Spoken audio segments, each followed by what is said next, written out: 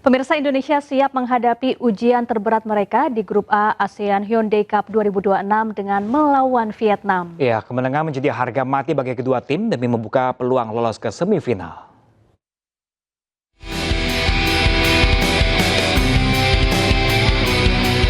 Indonesia siap menghadapi ujian terberat mereka di Grup A ASEAN Hyundai Cup 2026 dengan melawan Vietnam. Skuad Garuda datang dengan modal positif usai menyapu bersih 2 laga grup yang sudah dijalani.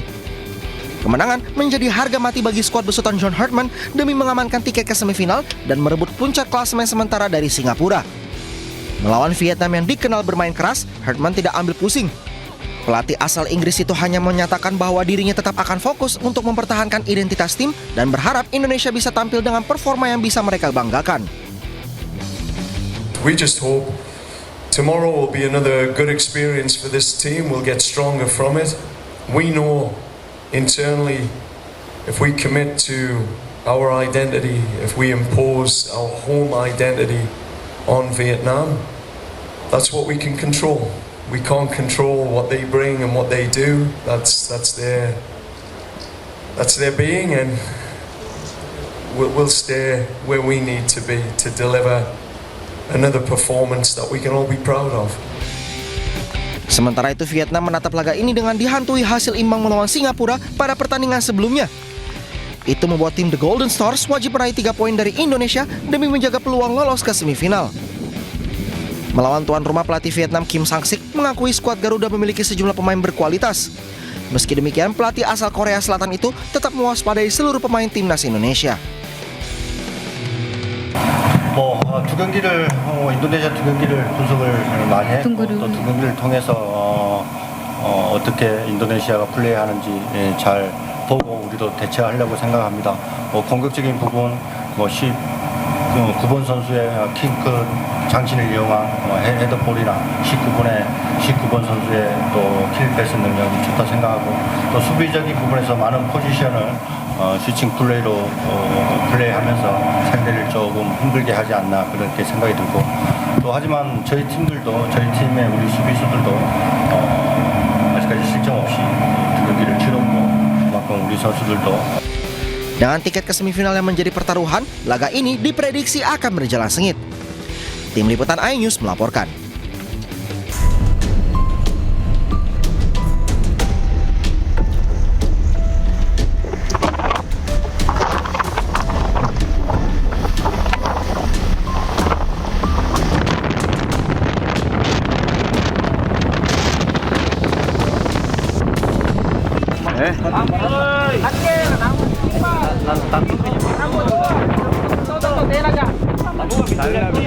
Dalam dia naik. Pintunya jadi keluar.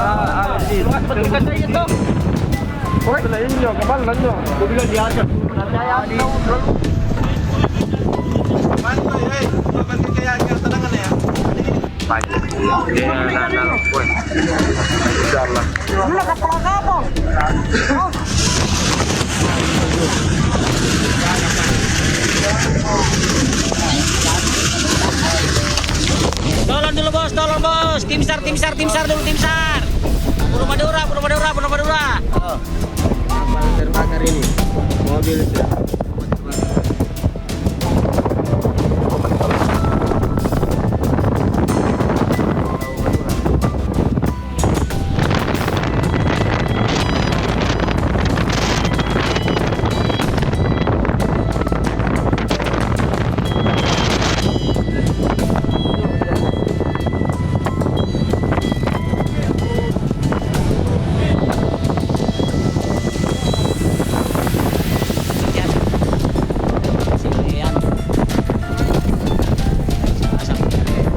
Tapi alhamdulillah ada kapal merapat.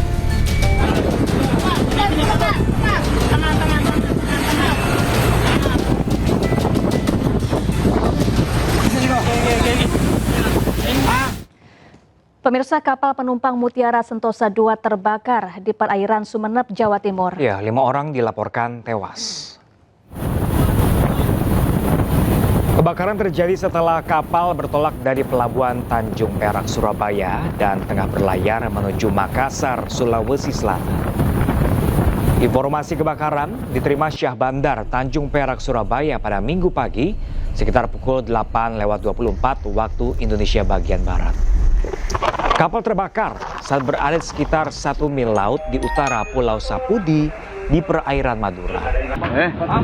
Berdasarkan data manifest KMP Mutiara Sentosa II mengangkut 232 penumpang, 26 awak kapal dan 13 ABK lain dengan total 271 orang.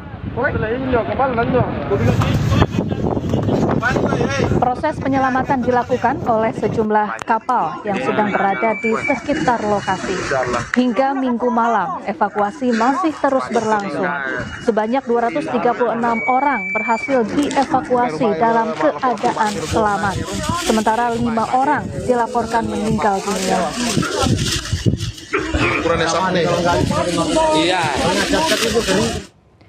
Ratusan penumpang kapal terbakar KMP Mutiara Sentosa II dalam kondisi selamat tiba di Pelabuhan Tanjung Perak, Surabaya, Senin dini hari. Para penumpang mengaku loncat dari kapal untuk menyelamatkan diri. Ratusan penumpang korban kapal terbakar KMP Mutiara Sentosa II yang tiba di Pelabuhan Tanjung Perak, Surabaya ini langsung mendapatkan perawatan dari para petugas. Para penumpang mengaku bisa selamat karena melompat ke laut dan ditolong oleh kapal yang melintas. Ya, semua loncat bergantian gitu ya? Ya. Terus sama kapal penolongnya jauh nggak? Lumayan. Itu berenang sambil berenang gitu ya? Ya. Terus sampai kapal itu ada nggak? Sampai tenggelam gitu atau gimana? Ada, kita ada yang gerombol gitu. Oh, gerombol gitu ya? Sejumlah keluarga penumpang kapal motor Mutiara Sentosa II yang terbakar di perairan Sumeneb mulai mendatangi Pelabuhan Tanjung Perak, Surabaya pada Minggu malam. Terminal penumpang Gapura Surya Nusantara di Pelabuhan Tanjung Perak, Surabaya mulai didatangi keluarga penumpang kapal Mutiara Sentosa II. Keluarga mencari informasi terkait nasib penumpang kapal yang terbakar di perairan Sumeneb. Mereka mengaku hilang kontak dengan keluarga maupun rekan kerja yang menjadi penumpang kapal motor Mutiara Sentosa II.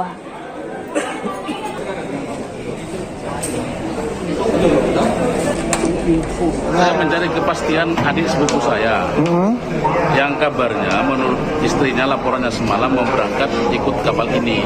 Yang Mutiara. Jadi kan nggak ada rute lagi dari Surabaya ke Makassar.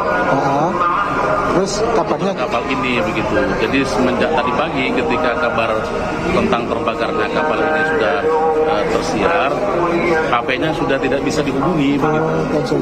Tapi kayaknya operator dan tim yang ada di sini nggak punya daftar juga begitu. Jadi saya bingung.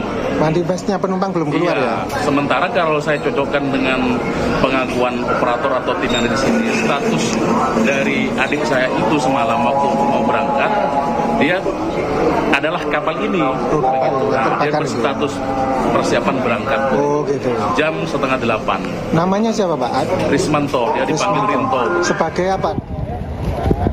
Sementara itu pemirsa, pemerintah Kabupaten Sumeneb bersama TNI Polri juga menyiapkan posko dan rumah sakit rujukan untuk memastikan penanganan korban berjalan cepat. Posko terpadu didirikan di Pelabuhan Kalianget disertai posko di 3 pulau sekitar lokasi kebakaran serta posko kesehatan di 3 rumah sakit rujukan. Membangun posko yang kita bangun adalah satu di dermaga Pelabuhan Kalianget sendiri. Termasuk kita tadi sudah antisipasi juga pembuatan posko di 3 pulau-pulau yang terdekat di tempat terjadinya kejadian kebakaran kapal.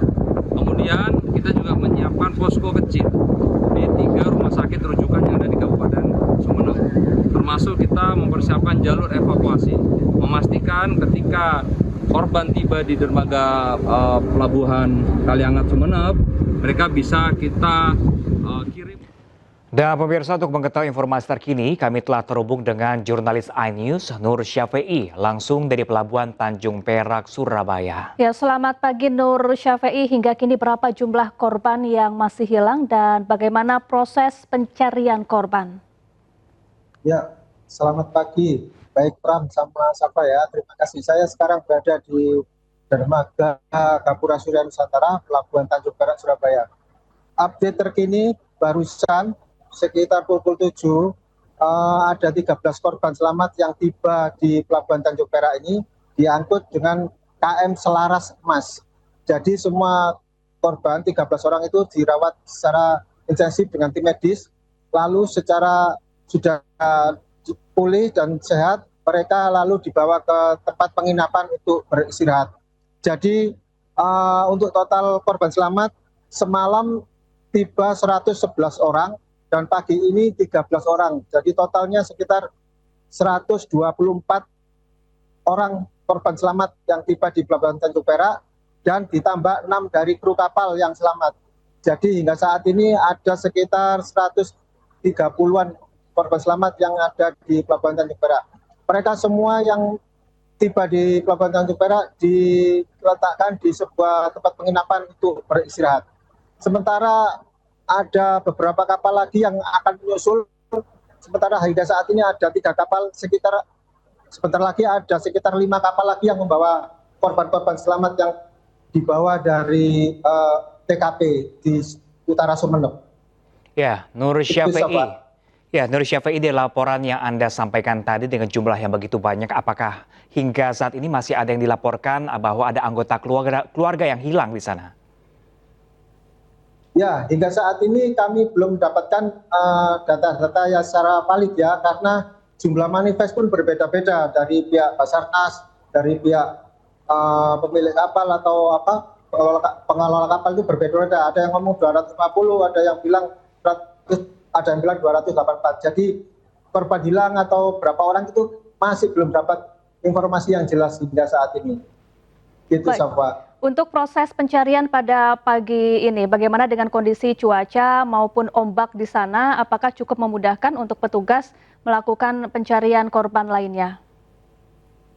Ya, untuk di Pelabuhan Tanjung Perak sendiri, ini adalah tempat posko ya, di mana titik terakhir para penumpang yang setelah dievakuasi, mereka dibawa sini. Jadi ini adalah titik dari para penumpang untuk yang selamat itu dikumpulkan di Pelabuhan Tanjung Perak. Jadi di Pelabuhan Tanjung Perak adalah tempat evakuasi para korban yang selamat. Sementara untuk yang meninggal, sampai saat ini yang berhasil dievakuasi 2 orang dibawa ke Rumah Sakit Bayangkara Mapolda Jawa Timur. Itu ya. Nur Syafi'i, kalau Anda bilang Anda melaporkan di posko, kalau dari pantauan Anda sejak kemarin hingga pagi ini, apakah ada keluarga yang berdatangan untuk mencari anggota keluarganya yang naik kapal tersebut? Ya, hingga saat ini masih ada sejumlah keluarga korban yang di sini di Pelabuhan Tanjung Perak, namun tidak sebanyak tadi malam, karena tadi malam itu emang jumlah keluarga korban yang datang itu banyak berjubel ya, karena kedatangan korban pun banyak. Jadi mereka sudah saling bertemu, ketika sudah didata langsung mereka kayaknya sudah pada beristirahat atau pulang ke tempat penginapan di sekitar Pelabuhan Tanjung Perak. Baik, lalu bagaimana dengan kondisi para korban yang berhasil dievakuasi? Apakah ada yang terluka cukup parah, Nur Syafi'i, sehingga harus menjalani perawatan intensif? Ya, hingga saat ini para korban rata-rata ya itu sadar dan luka-luka ringan seperti luka lecet di tangan dan kaki. Pengakuan para korban yang luka itu karena dia berusaha menyelamatkan diri ke kapal yang penolong, jadi kena tali tambang yang mereka raih di tengah lautan gitu. Jadi mereka mengalami luka di bagian tangan dan kaki. Sementara sampai di Pelabuhan Tanjung Perak ini mereka sudah mendapat perawatan medis dari tim Dokes Polairit Polda Jawa Timur. Begitu. Ya, Nur Syafi'i, ini ratusan orang berhasil selamat di sana, namun naas ada 5 orang yang tewas. Ini sudah diketahui belum penyebab pasti tewasnya karena apa di sana? Ya, hingga saat ini dari posko ini ya, pengaduan di Pelabuhan Tanjung Perak masih belum ada press release secara resmi. Jadi kita mencari data pun dari salah satu pihak kayak Basarnas sendiri, dari pihak-pihak Pelindo, dari secara resmi, secara bersamaan konferensi pers polisi bersamaan itu masih belum ada. Jadi kita data-data secara valid masih belum dapat gitu. Jadi masih simpang siur gitu. Pram, Safa. Untuk kelima orang yang meninggal dunia ini apakah sudah berhasil diidentifikasi, Nur Syafi'i? Ya, itu tadi. Makanya belum ada konferensi pers secara resmi. Jadi belum ada nama-nama itu kelima orang itu siapa. Jadi kita masih belum tahu siapa yang jadi korban 5 orang itu. Namun saat ini hanya yang berhasil dievakuasi tadi malam itu ada 2 orang yang meninggal dunia yang sudah terbungkus dengan kantong mayat itu langsung dibawa ke ambulan langsung menuju ke Rumah Sakit Mapolda Bayangkara, Jawa Timur. Gitu. Oke, Nur Syafi'i, artinya dengan seluruh perkembangan yang telah terjadi hingga pagi hari ini, apakah dapat dipastikan seluruh korban selamat telah berhasil dievakuasi atau masih ada dalam perjalanan di sana? Ya, hingga saat ini dari manifest tadi itu ya, kita masih simpang siur. Jadi pihak Basarnas sendiri pun masih mencari data siapa yang belum ada di manifest, karena dari pengakuan Basarnas itu ada sejumlah penumpang yang ada dalam manifest tapi dia nggak berangkat karena batal gitu. Terus ada yang nggak jadi berangkat tapi belum diketahui gitu, masih ada. Cuman berapa orangnya itu kita masih belum tahu karena belum ada data yang valid dari konferensi pers sendiri dari pihak-pihak yang terkait gitu. Baik, terima kasih Nur Syafi'i atas laporannya langsung dari Surabaya, Jawa Timur, dan selamat kembali bertugas. Ya, pemirsa, berikut kami sampaikan kronologi kejadian sejak kapal motor penumpang Mutiara Santosa II ini dilaporkan terbakar hingga proses evakuasi dilakukan.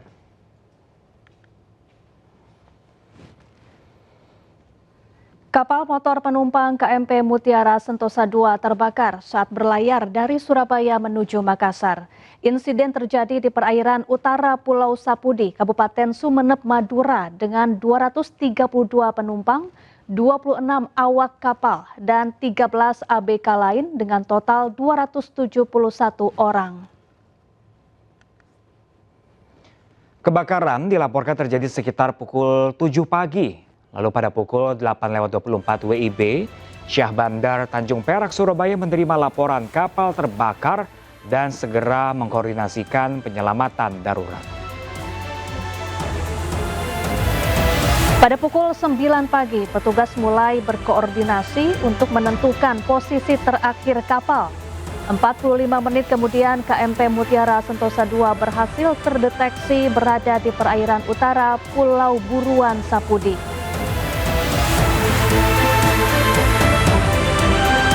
Selanjutnya, proses evakuasi langsung dilakukan pada pukul 10, di mana kapal Tunda TB Hasnur 26 membantu mengevakuasi penumpang yang melompat ke laut. Kemudian Posar Sumeneb mengerahkan RIP 01 disusul KN SAR 249 Permadi menuju lokasi untuk mempercepat proses penyelamatan.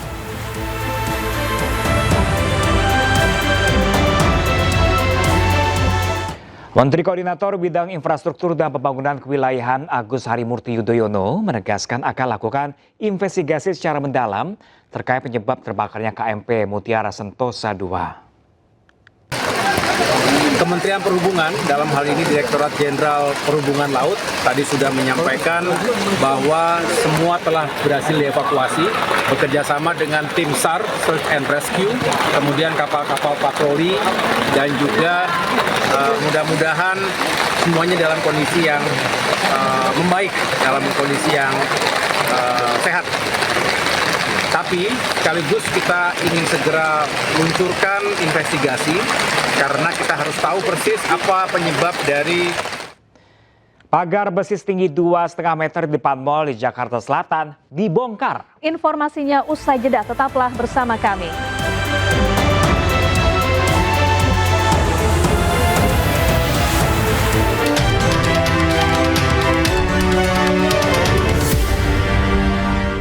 Tentara Spanyol telah dikerahkan ke wilayah Ceuta untuk menahan gelombang puluhan ribu migran Maroko.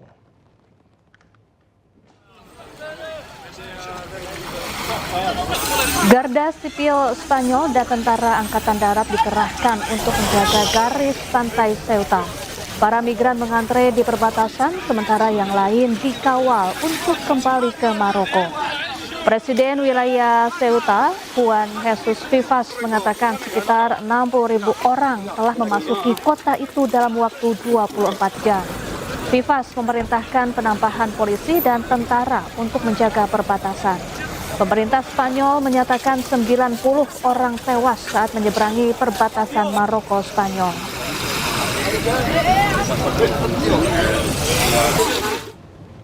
Ya, ratusan migran masih terlantar di luar pusat penerimaan migran sementara di Ceuta, Spanyol. Fasilitas tersebut kesulitan mengatasi lonjakan kedatangan puluhan ribu migran dari Maroko. Para migran terpaksa beristirahat di pinggir jalan dan tidak cukup mendapatkan makanan. Beberapa migran juga mengklaim mereka dipukuli saat mencoba masuk ke toko makanan. Meskipun dalam kondisi yang sulit, para migran berharap dapat membangun masa depan yang lebih baik. Sementara itu, lebih dari 60.000 migran sudah dipulangkan kembali ke Maroko.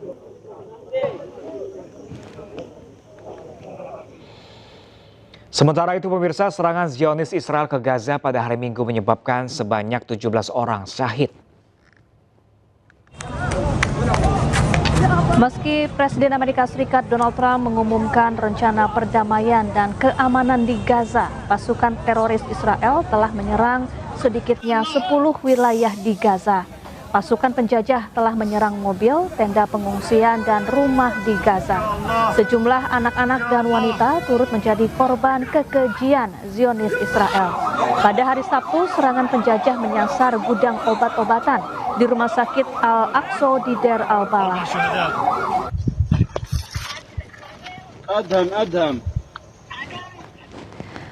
Puluhan pemukim Israel kembali memasuki wilayah kota Nablus dengan pengawalan ketat pasukan Israel di tengah meningkatnya ketegangan di tepi barat Palestina. Sementara di lokasi terpisah, pemirsa, kamera pengawas merekam momen anak Palestina jadi sasaran tembakan gas air mata pasukan Zionis Israel.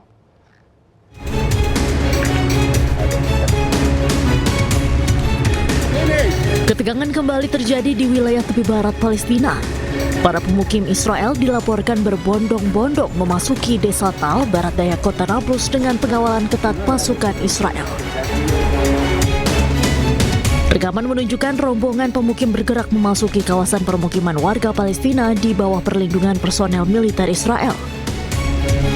Kehadiran para pemukim memicu kekhawatiran warga, menyusul meningkatnya insiden kekerasan yang melibatkan pemukim Israel di sejumlah wilayah tepi barat dalam beberapa waktu terakhir. Sementara itu di lokasi terpisah, kamera pengawas merekam momen ketika anak-anak Palestina yang sedang berada di depan rumah mereka di kota Beit Furik, timur Nablus, menjadi sasaran tembakan gas air mata. Kepulan asap langsung memenuhi area sekitar rumah warga dan memicu kepanikan. منذ الصباح هناك عشرات من المستعمرين قاموا باقتحام محيط البلدي برفقة قوات الاحتلال اللي مركباتهم جابت كل شوارع البلد وانطلقوا من شارع الالتفافي المسمى شارع يتسار مكان الحادث اللي حدث الأسبوع الماضي وراح ضحيته 4 شباب من بلدة تل أو من قرية تل المجاورة. ثم عملية الاقتحام توالت تحت مسمى مسار مشي إلى محيط القرية إلى حي العامري وحي المهندسين في مدينة اللي بفصلنا بيننا وبين مدينة نابلس. تعرضها يعني وخلالها كان في هناك شعارات عنصرية تطلق بين الفينة والأخرى وتدمير لبعض الممتلكات ولبعض المنازل قيد الإنشاء في محيط البلد. وكان في محاولة استفزاز المواطنين لجرهم الرب على الاشتباك بحماية قوات جيش الاحتلال ومن ثم أهل البلد كما ترى بانتظار يعني ما سيحدث خلال الساعات القادمة ما بعد الدعوة اللي أطلقوها للقيام بحفل خاص لهم بالنسبة للقتلى اللي كانوا عندهم الأسبوع الماضي. Rangkaian peristiwa ini kembali menambah panjang daftar ketegangan yang terus terjadi di wilayah tepi barat di tengah konflik yang belum menunjukkan tanda-tanda mereda. Ya, pemirsa, kebakaran kembali melanda Yunani. Api yang dipicu angin kencang melahap kawasan hutan di dekat resor pantai Porto Germeno, barat laut Athena, dan memaksa ribuan warga mengungsi. Kebakaran hutan menyebar dengan cepat di kawasan Porto Germeno, barat laut Athena. Rekaman pada Sabtu menunjukkan asap tebal membumbung tinggi, sementara helikopter pemadam berupaya menjatuhkan air untuk menahan penyebaran api. Pihak berwenang memerintahkan evakuasi warga di sejumlah wilayah termasuk Porto Germeno dan Sata. Lebih dari 1.100 warga dievakuasi, termasuk wisatawan yang dipindahkan melalui jalur laut. Sebanyak 496 petugas pemadam pun dan 11 helikopter terus berupaya mengendalikan kebakaran. Gelombang panas dan angin kencang membuat risiko kebakaran di berbagai wilayah Yunani masih tetap tinggi.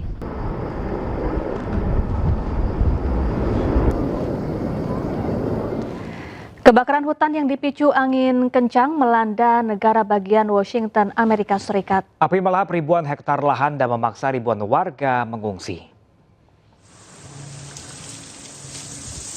Kebakaran hutan melanda kawasan barat laut Spokane, Washington, dan menghanguskan sekitar 1.000 hektar lahan. Rekaman pada Sabtu ini menunjukkan asap tebal menyelimuti kawasan permukiman saat warga berupaya menyelamatkan rumah mereka sebelum mengungsi. Kebakaran yang bermula dari kawasan Old Trail Roads ini menyebar cepat akibat angin kencang dan suhu tinggi. Pemerintah negara bagian Washington menetapkan status darurat kebakaran hutan, sementara Badan Cuaca Nasional mengeluarkan peringatan kondisi cuaca ekstrim yang meningkatkan risiko penyebaran api. Indonesia siap menghadapi ujian terberat mereka di Grup A Asian Hyundai Cup 2026 melawan Vietnam. Ya, informasinya usai jeda, tetaplah bersama kami.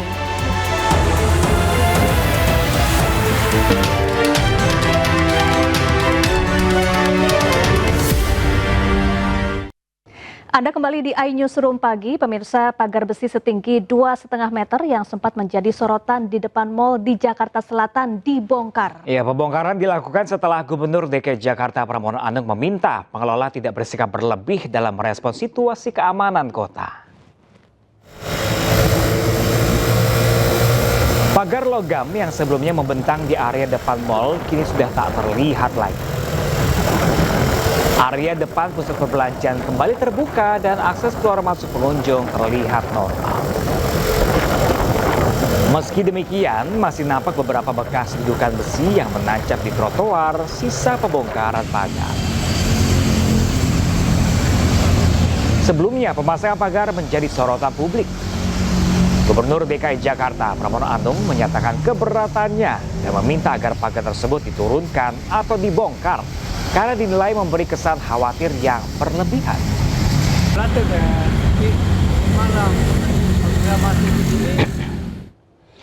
Ya, sebelumnya pemirsa, pihak mal menyatakan pemasangan pagar bukan untuk menghalau aksi massa seperti diperbincangkan, melainkan demi memberikan keamanan dan kenyamanan bagi pengunjung. Ya, sementara Mendak tegaskan tidak ada masalah apapun di balik pemasangan pagar, termasuk alasan peningkatan keamanan.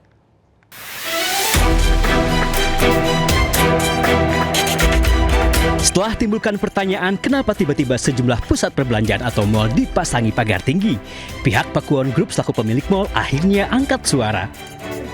Menurut Sutandi Purnomo Sidi, tidak ada maksud lain di balik pemasangan pagar tinggi. Sutandi menyebut pemasangan pagar dilakukan demi menjamin keamanan dan kenyamanan para pengunjung.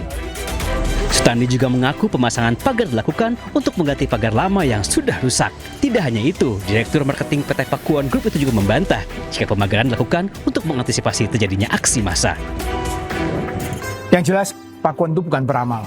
Kita nggak tahu mau terjadi apa. Ngawur. Ya siapa tahu dari ordal gitu loh. Pakuwon, habis gini ada titit-titit gitu loh. Titit-titit. Sekarang berkembangnya zaman, terus Pakuwon City sendiri sudah semakin maju. Kita harus perbaiki, kita harus upgrade. Nah itu aja sih, simple as that. Setali Tiga Uang, Menteri Perdagangan Budi Santoso juga angkat bicara. Walaupun mengaku tidak tahu menau alasan pemilik mal memasang pagar tinggi, namun Budi menjamin tidak ada masalah apapun di balik pemasangan pagar, termasuk alasan peningkatan keamanan. Konfirmasi isu yang berkembang, emang mal itu lagi ditingkatin pengawasannya ya Pak? Apa maksudnya meningkatkan pengamanannya mal-mal? Pusat perbelanjaan Pak. Kita dari koordinasi dengan Ipindo, dengan Aprindo, dengan APBI nggak ada masalah, nggak ada isu. Berarti kabar yang membangun pagar itu nggak ada kaitannya dengan itu. Sebelumnya sejumlah pusat perbelanjaan di Jakarta, Bekasi hingga Surabaya dipasangi pagar setinggi 2,5 meter. Salah satunya Mall Pakuwon Bekasi. Padahal sebelumnya pusat perbelanjaan tersebut tidak dipagari. Warganet pun penasaran dan mengaitkan dengan kondisi ekonomi hingga khawatir akan terjadinya aksi massa. Tim Liputan iNews melaporkan.